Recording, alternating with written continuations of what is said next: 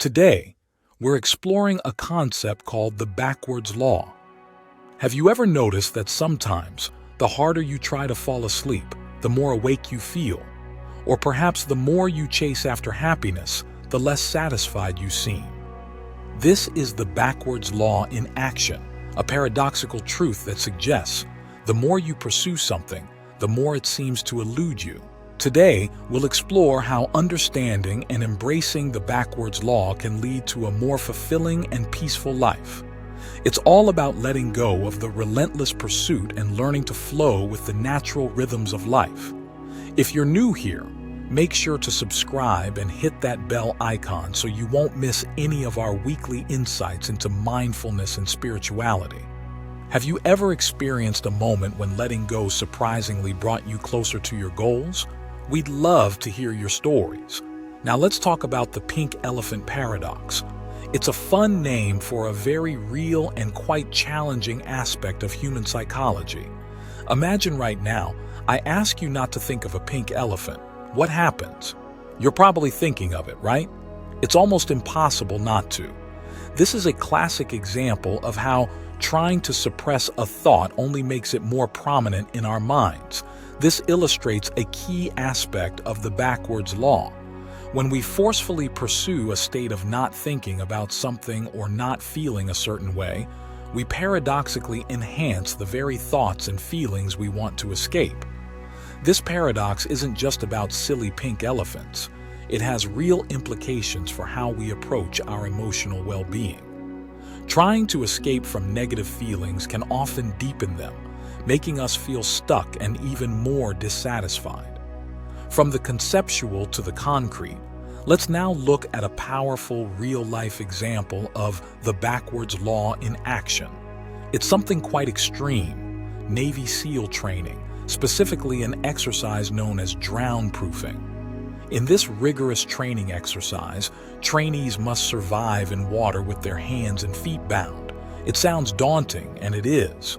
But there's a fascinating twist here that perfectly illustrates our concept today. The key to succeeding in drown-proofing isn't about struggling harder or fighting the water. In fact, it's quite the opposite. The less the trainees struggle, the more they succeed. This is because excessive struggling increases the risk of sinking. Instead, they learn to relax, use gentle movements to stay afloat, and rhythmically push off the bottom of the pool to breathe. It's about using minimal effort to achieve balance and buoyancy. This method is not just about survival in water, it's a profound lesson in handling life's challenges. When we stop struggling against the currents we can't control and instead learn to move with them, we find a way to breathe, to survive, and even to thrive.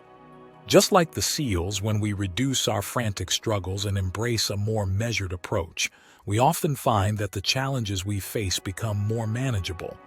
This is the essence of the backwards law: less effort, more success. Now, let's connect this back to our thoughts and feelings. As we've seen with the Navy SEALs, sometimes the most intense effort isn't the path to success. This brings us to a wider and very common misconception in our daily lives, that more effort always equals more reward. Many of us believe that if we just work harder, train longer, or study more, we will inevitably achieve better results. This belief drives us to push ourselves to the brink of our limits, often at the cost of our health and well-being. But let's take a moment to examine this.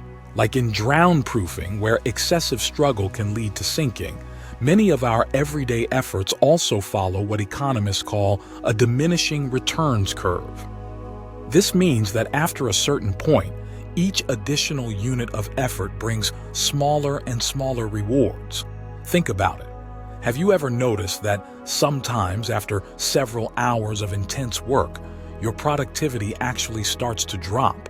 Or perhaps in your fitness routine, adding more and more workouts doesn't necessarily translate to improved results, but instead leads to burnout or injury.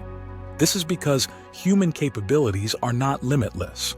Our energy, focus, and even motivation have boundaries. Recognizing and respecting these limits is crucial, not just for our success but for our overall well-being. The takeaway here is learning to identify that sweet spot of effort, enough to progress, but not so much that it backfires.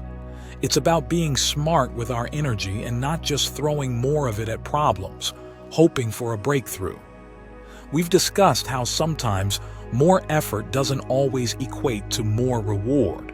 But what if I told you that in some situations, not only does additional effort not help, it can actually make things worse? This is what we call the inverted effort-reward curve. Unlike the diminishing returns curve, the inverted curve occurs in scenarios where too much effort can lead to negative outcomes. It's a fascinating and often counterintuitive aspect of human behavior and psychology. Let's apply this to something many of us chase: happiness.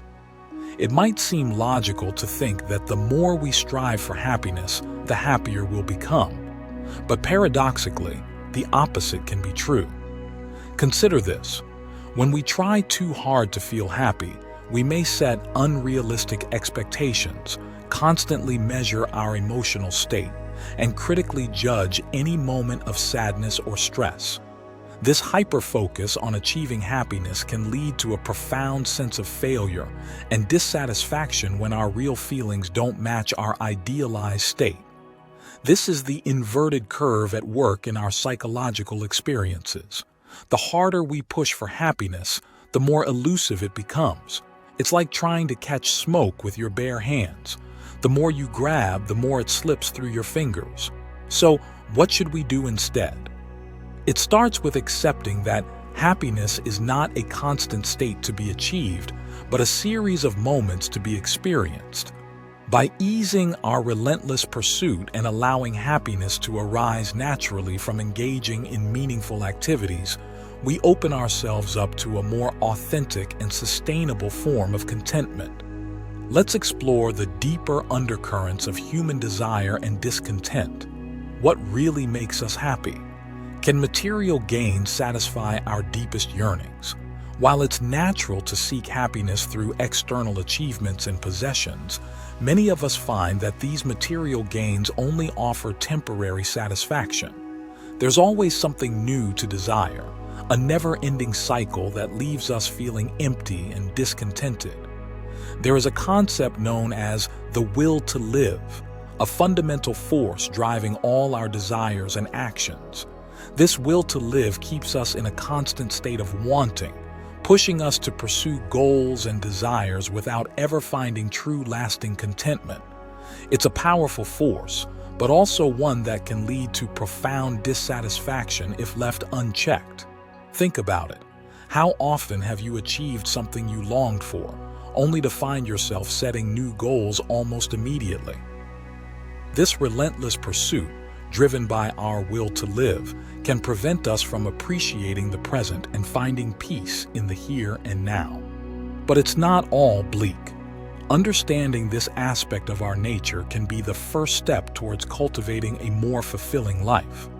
By recognizing the limitations of material success and refocusing on deeper, more intrinsic values, we can start to break free from this cycle of perpetual dissatisfaction. In our daily lives, when we stop fighting against everything we perceive as a challenge or setback, and instead learn to move with life's inevitable ebbs and flows, we can find a form of contentment that's both profound and enduring.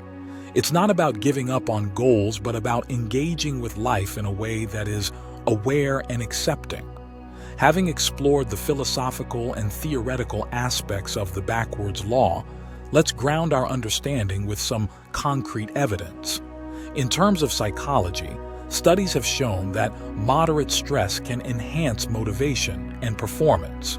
However, excessive stress, or trying too hard, can lead to burnout and decreased performance. This is a clear example of where less can indeed be more. In the world of sports, coaches often find that overtraining can lead to injuries and setbacks. Athletes who take adequate rest and engage in strategic rather than exhaustive training tend to perform better in the long run. Again, we see that less effort, not in terms of commitment but in terms of strain, can lead to better outcomes.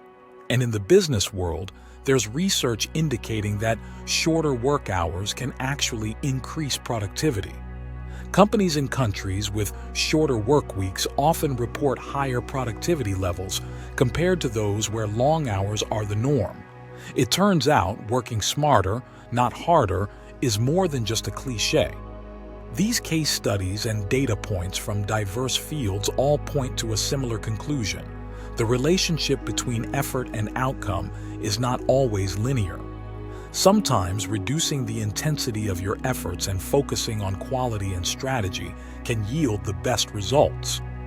This insight isn't just academic, it has real-world applications that can transform how we approach work, personal goals, and our overall well-being. By understanding and applying the principles behind the backwards law, we can optimize our efforts and enhance our lives. Again, the key concept is about letting go to achieve more. The backwards law teaches us that effort and outcome are not always directly proportional and that sometimes letting go can lead to greater gains. Now, I encourage you to experiment with this principle in your own life. Take a moment to reflect on areas where you might be applying too much pressure on yourself. Is there a project at work where you could achieve better results by stepping back a bit? Or perhaps a personal goal where easing up could actually enhance your enjoyment and success? Try it out. Let go of the need to control every detail and see what unfolds. You might be surprised by how effective it can be to simply allow things to happen rather than making them happen. Learn to embrace this less is more approach. Thank you for watching, and remember, sometimes the best way to move forward is by taking a step back. Until next time, keep exploring, keep questioning, and as always, keep finding joy in the journey.